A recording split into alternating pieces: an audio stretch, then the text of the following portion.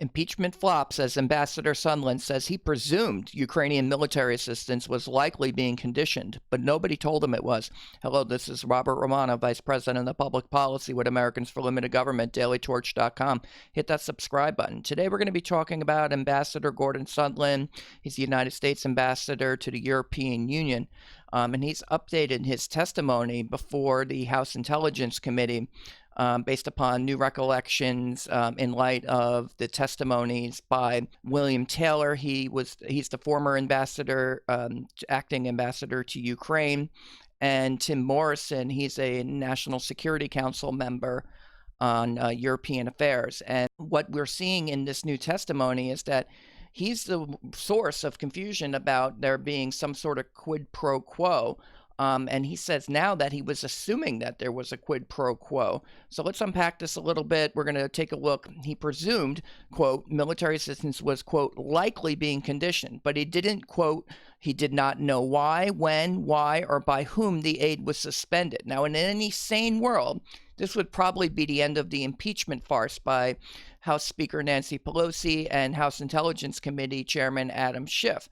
If you have a presumption, if you're assuming something's happening, well, that doesn't actually prove that it's happening. You could be mistaken. And now in his testimony, what he's saying here is that there was no communication from the White House, President Trump, or his attorney, Rudy Giuliani, calling on Sondland to condition U.S. military assistance to Ukraine on a statement about anti-corruption or whatever. That's the heart of the allegation against President Trump. And now what he's saying is, quote, I now do recall a conversation on September 1st, 2019 in Warsaw with Zelensky presidential aide Andriy Yermak. This brief pull-aside conversation followed the larger meeting involving Vice President Pence and President Volodymyr Zelensky, in which President Zelensky had raised the issue of suspension of U.S. aid to Ukraine directly with Vice President Pence. After that meeting, I now recall speaking individually with Mr. Yermak, where I said that resumption of U.S. aid would likely not occur until Ukraine provided the public anti-corruption statement we have been discussing for many weeks. But he didn't know.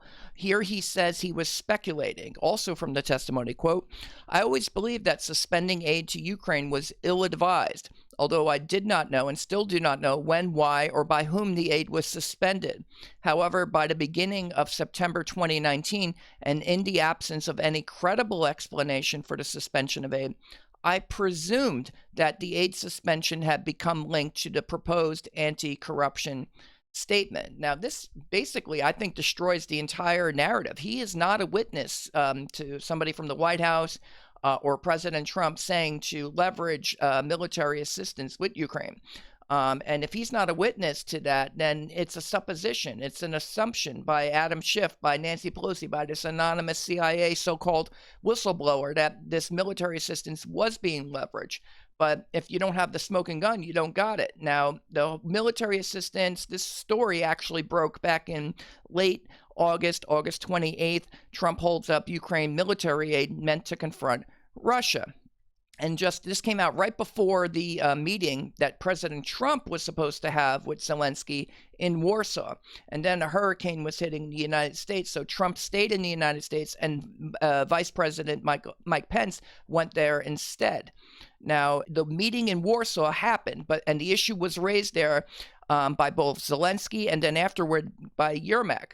But if Sondland was presuming that the aid was being leveraged and that the military assistance likely would not resume until a statement had been issued, then he was guessing, meaning there was no quid pro quo.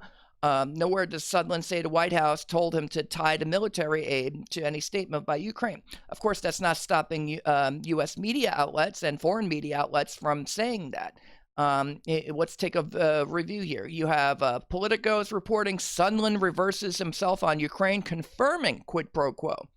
Rolling Stone, the guy Trump cited as proof there wasn't a quid pro quo, just said that there was a quid pro quo.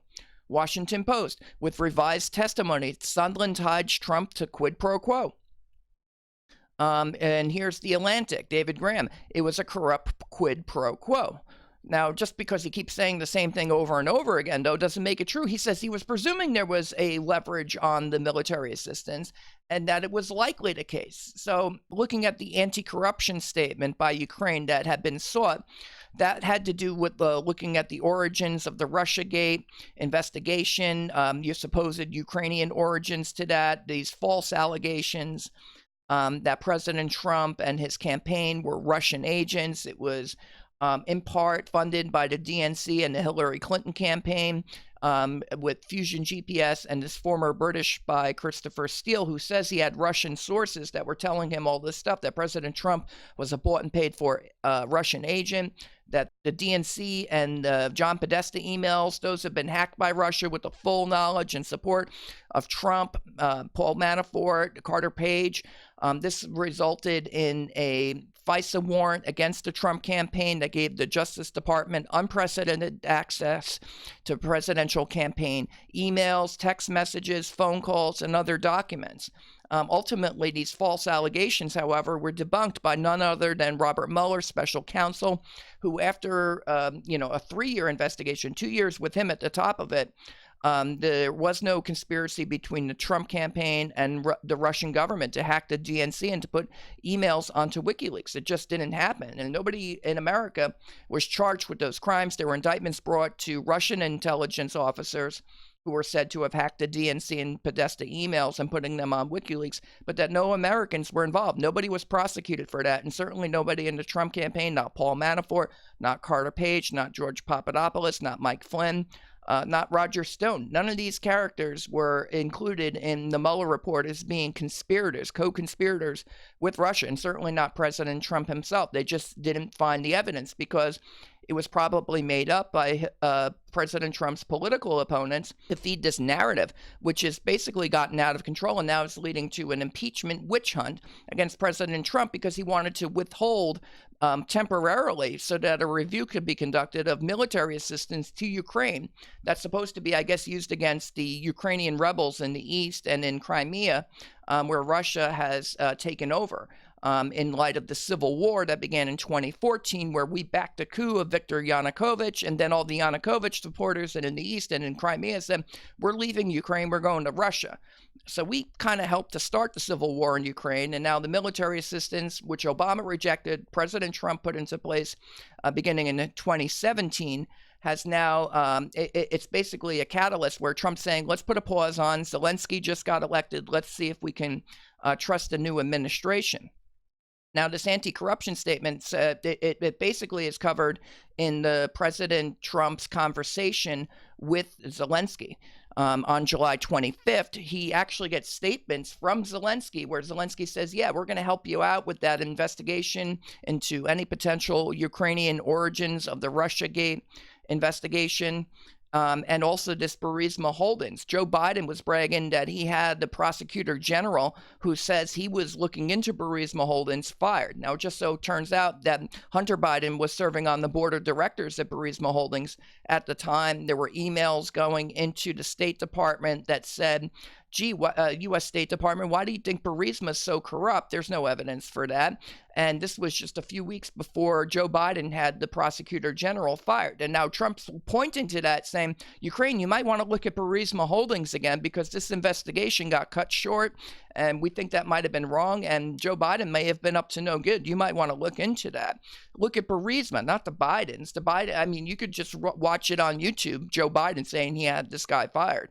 Doesn't mean Hunter Biden was involved with any potential years ago corruption at Burisma. The prosecutor general, who says he wanted to look into this and get the information to the Justice Department, said that the corruption, whatever embezzlement of money that might have occurred, which, by the way, could have violated U.S. laws, not Ukrainian laws, it predated Hunter Biden's tenure on the board. So there was no investigation of the Bidens for President Trump to order Ukraine to undertake because Ukraine was telling the United States, telling Trump that there was no evidence that Hunter Biden had violated the law or Joe Biden, and if there was any problem, it would be under U.S. laws. It's important context because there wasn't an investigation of the Bidens, frankly, not by Ukraine.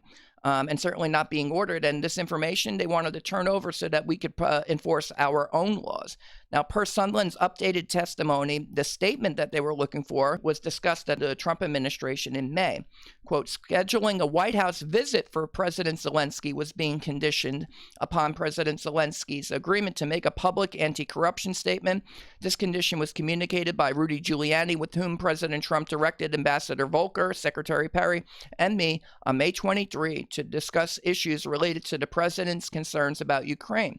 But eventually those conditions were dropped because the September 1 Warsaw meeting had already been scheduled between Trump and Zelensky following the July 25 phone call. Trump was supposed to be in Warsaw. They were going to have the meeting, and this public statement had not occurred. So they had dropped the conditions. According to former United States Special Representative for Ukraine negotiations, Kurt Volker, his testimony, again, what took place on October 3, and what he said was, quote, to my knowledge, the news about a hold on security assistance did not get into Ukrainian government circles, as indicated to me by the current foreign minister, then diplomatic advisor, until the end of August. And by the time we had that, we had dropped the idea of even looking at a statement in exchange for a meeting. They had already scheduled the meeting. They had already moved on from that. Further, Volker was asked about conditioning the meeting. He was asked, did the president ever withhold a meeting with President Zelensky unless the Ukrainians committed to investigate the allegations concerning the 2016 election, to which Volker replied, the answer to that question is no, there was no linkage. So not even the meeting was ultimately conditioned on a statement from Zelensky. Now, perhaps the reason for that was because Zelensky had already agreed to help out with these investigations, turning over information or what have you, in his July 25 phone call, which, by the way, included no pressure from President Trump, and certainly not on military assistance, and certainly nothing about, we'll have a meeting, but you got to make a public statement. There was nothing like that in President Trump's conversation. What Zelensky said on the Russiagate investigation was, when Trump asked about it, Ukraine, CrowdStrike, the DNC server, Zelensky said, quote, yes, it is very important for me and everything that you just mentioned earlier. I also plan to surround myself with great people, and in addition to that investigation, I guarantee as the president of Ukraine that all the investigations will be done openly and candidly. That I can assure you. On Burisma, again, without any pressure from Trump, Zelensky replied, quote, I understand and I'm knowledgeable about the situation, speaking on Joe Biden getting the prosecutor fired. Since we have won the absolute majority in our parliament, the next prosecutor general will be 100% my person, my candidate, who will be approved by the parliament and will start as new prosecutor in September. He or she will look into the situation specifically to the company you just mentioned in this issue. The issue of the investigation of this case is actually the issue of making sure to restore honesty, so we will take care of that and work on the investigation of the case. So here, Zelensky's saying, actually looking at Burisma, that's essential to my administration. He ran on an anti-corruption platform. He got 73% of the vote in Ukraine because the Poroshenko administration, which the United States was backing, was so corrupt. And when they wanted to change, now he's also trying to end the civil war in eastern Ukraine. He wants to have talks with Vladimir Putin, and perhaps the United States can serve as an intermediary there, or in the very least, we can support these attempts to bring an end to the 5-year civil war in Ukraine. And hopefully try to stabilize the region there. I think this is an extremely unstable situation right now. And the Democrats in Congress, they're not helping. They're not helping to improve U.S.-Ukrainian relations. They're not helping to improve U.S.-Russian relations. They're making war more likely because if you try to pause military assistance to Ukraine, they're saying, oh, you're a traitor. You're trying to help Russia. And in the meantime, actually, we're trying to stabilize, I think, the United States to try to stabilize this conflict and to prevent war. Which I think is more important because a war over Ukraine between the U.S. and Russia, that goes nuclear, and we're not going to be around to talk about that after it's all done. Now, as for military assistance, both Trump and Zelensky blasted Europe for not doing more, and Zelensky was actually thanking the United States for everything it was doing. He was unaware that military assistance had been paused. Volker, Sondland, Morrison, Taylor, they all testified that the Ukrainians did not find out about this military assistance being paused until this Politico story ran at the end of August, right before the Trump-Zelensky meeting that turned into a Pence-Zelensky meeting. And he says, Trump, I will say that we do a lot for Ukraine. We spend a lot of effort and a lot of time, much more than the European countries are doing, and they should be helping you more than they are. Germany does almost nothing for you. A lot of European countries are the same way, and I think it's something you want to look at. To which Zelensky replied, yes, you are absolutely right. Quote, not only 100%, but actually 1,000%. And I can tell you the following. I did talk to Angela Merkel, and I did meet with her. I also met with and talked with Macron, and I told them they are not doing quite as much as they need to be doing on the issues with the sanctions. They're not enforcing the sanctions. They are not working as much as they should work for Ukraine. It turns out that even though logically the European Union should be our biggest partner, but technically the United States is a much bigger partner. Now, a month later, Trump was, and that was in July. A month later, Trump was set to meet Zelensky on September 1. The hurricane hit. Politico did its story, and that's when Trump canceled his trip and Pence went in instead. But when he circled back, Sondland, to the White House on September 9th, in his original testimony on October 17th, he said that he actually asked Trump about what do you want from Ukraine, and Trump said nothing. Quote, on September 9, 2019, acting charge d'affaires, Ambassador William Taylor raised concerns about the possibility that Ukrainians could perceive a linkage between U.S. security assistance and the president's 2020 election campaign. Taking the issue seriously and given the many versions of speculation that had been circulating about the security aid, I called President Trump directly. I asked the president, what do you want from Ukraine? The president responded, nothing. There is no quid pro quo. The president repeated no quid pro quo multiple times. This was a very short call, and I recall the president was in a bad mood. Gee, I wonder why. 2 days later, on September 11th, the military assistance to Ukraine was released. Basically ending the idea that there was a quid pro quo, because we ended up giving them the military assistance. And then on September 25th, Zelensky spoke with reporters about his conversation with Trump and U.S.-Ukrainian relations. And he says that there was no pressure. Quote, nobody pushed me. So if there's no victim, if Zelensky says that they weren't being pressured by the Trump administration, then where's the crime? Sondland now says that he presumed that military assistance was likely being conditioned following the September 1 meeting between Pence and Zelensky, where the issue of the lapse in military funding was raised, but he was wrong because he was presuming, he was assuming, he said it was likely that if you do an anti-corruption statement, then you'll get your military assistance. But in the meantime, Zelensky, in his phone call with President Trump, had already promised to look at the Russiagate investigation and to take a second look at Burisma Holdings, not the Bidens, Burisma. Just because Hunter Biden served on the board of directors there doesn't mean that Ukraine was ever accusing Hunter Biden of a crime. And it was Ukraine that was trying to get this information to the United States long before Zelensky was even elected. And that's all in the public record. So the idea that the United States wanted Ukraine to investigate Burisma, but Ukraine saying, no, we just have information to turn over to you. This is a matter of U.S. jurisdiction, U.S. laws that are being violated, maybe. And so we want to give that information to you and Attorney General Barr.